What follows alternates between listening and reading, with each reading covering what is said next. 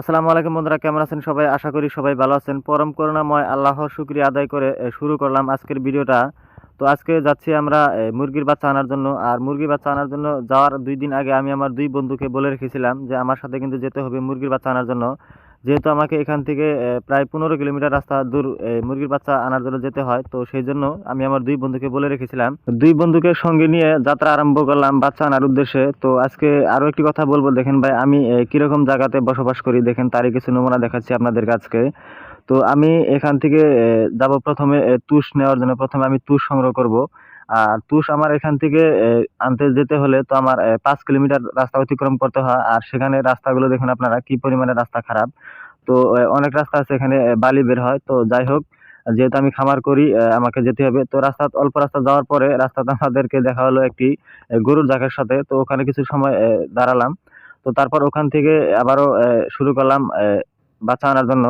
তো এখানে যেতেই আমাদের যে পুরনো স্কুলটা ছিল, তো সেই স্কুলটা দেখা যায়। তো তারই কিছু নমুনা আপনাদেরকে দেখালাম। তো আমি ওই স্কুল থেকেই মাধ্যমিক এবং উচ্চ মাধ্যমিক দুটাই ওখান থেকে পাশ করেছি। তো যাই হোক, অল্প কিছু দূর যাওয়ার পরে আমার তুষ আনার জন্য যে জায়গাটা থেকে আমি তুষ সংগ্রহ করবো, তো সেই জায়গাটা পেয়ে গেলাম। তো ভাবলাম যে এখান থেকে তুষটা আগে ভরিয়ে নেই, তারপর বাচ্চা আনার সময় শুধু তুষটা তুলে নিয়ে যাব। তো সেই জন্য ১ বস্তা তুষ নিলাম।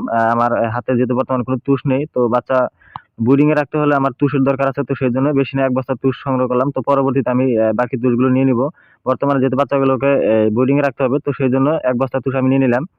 তো যাই হোক, তুষগুলো ওখান থেকে ভরিয়ে রেখে তো তারপরে চলে আসলাম মুরগির বাচ্চা নেওয়ার জন্য। তো মুরগির দোকানে এসে বসে তো মুরগির বাচ্চাগুলো মুরগির যে দোকানদার ছিল তো ও গুনে গুনে দিচ্ছিল। তো আমরা সাথে গুনে নিলাম।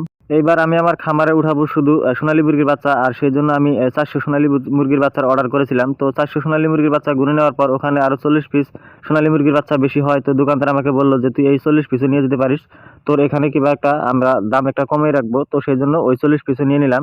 নিয়ে নেওয়ার পর দোকানদারকে টাকা বুঝিয়ে দিয়ে তো আমি আর আমার এক বন্ধু রুহুল আমিন দুজন মিলে এই মুরগিগুলোকে এই বাইকে বেঁধে নিচ্ছিলাম। তো বেঁধে নেওয়ার সময় দোকানদার আমাকে বলল যে এক কাম করতে পারিস, এখানে কিন্তু টিপ দিয়ে বাঁধতে পারবি না। তার কারণ হলো টিপ দিয়ে বাঁধলে এই যে কার্টনগুলো আছে কার্টনগুলো ভেঙে যাবে, বাচ্চা মারা যেতে পারে। তো দোকানদারের কথা শুনে তো ওখানে সুতো ছিল, তো সুতো দিয়ে বেঁধে নিলাম। সুতো দিয়ে বেঁধে নেওয়াতে সুবিধা হয়েছিল, বাচ্চাগুলোর কোনো অসুবিধা হয়নি।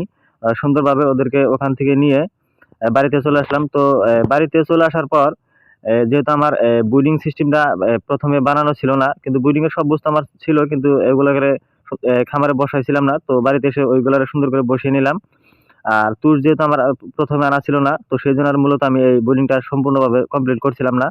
তো যাই হোক, মুরগির বাচ্চাগুলো বাড়িতে এনে সাইডে রেখে দিয়ে তো তারপর ব্রুডিং এর কাজ শুরু করলাম। তো ব্রুডিং এর কাজ শুরু করার সময় আমার ছোট ভাই আর আমার এক ছোট ভাইয়ের পার্টনার, তো ওরা মিলে আমাকে অল্প সময় সাহায্য করেছে। যেহেতু ওরা সাহায্য করাতে খুব তাড়াতাড়ি আমার ব্রুডিংটা সম্পূর্ণভাবে তুষ-টুস দিয়ে আমি কমপ্লিট করলাম। আর যে সময় আমি কাজগুলো করতেছিলাম পুরা রোদের সময় ছিল। তো সেজন্য ওদেরকে বললাম একটু আমাকে সাহায্য কর। নাহলে মুরগির বাচ্চা যেহেতু বাহিরে রাখা আছে, মুরগির বাচ্চাগুলো হাঁপিয়ে যাবে। তো সেইজন্য ওরাও আমাকে সাথে মিলে খুব তাড়াতাড়ি করে এই ব্রুডিংটা আমারে সম্পূর্ণ করে দিল। তো ব্রুডিংটা সম্পূর্ণ করার পর বাচ্চাগুলোকে সুন্দরভাবে এখানে ছেড়ে দিলাম।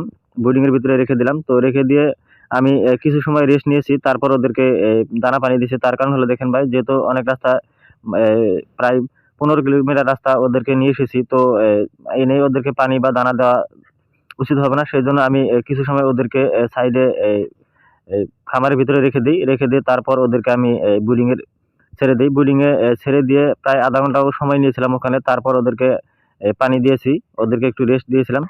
তো পানি দেওয়ার পরেও আমি আরো ০.৫ ঘন্টা টাইম পরে ওদেরকে দানা দিয়েছি। আর একটা কথা খেয়াল রাখবেন, যদি মুরগির বাচ্চা উঠান প্রথম একদম 0 বাচ্চা, তো এই বস্তুটা আপনারা খেয়াল রাখবেন যে যদি মুরগির বাচ্চা একদম প্রথমে উঠান তো ওদেরকে এনেই লগে লগে পানি বা দানা দিবেন না। কিছু সময় রেস্ট দিবেন। রেস্ট দেওয়ার পরে ওদেরকে পানি বা এই দানা দিবেন, তাতে ভালো হবে।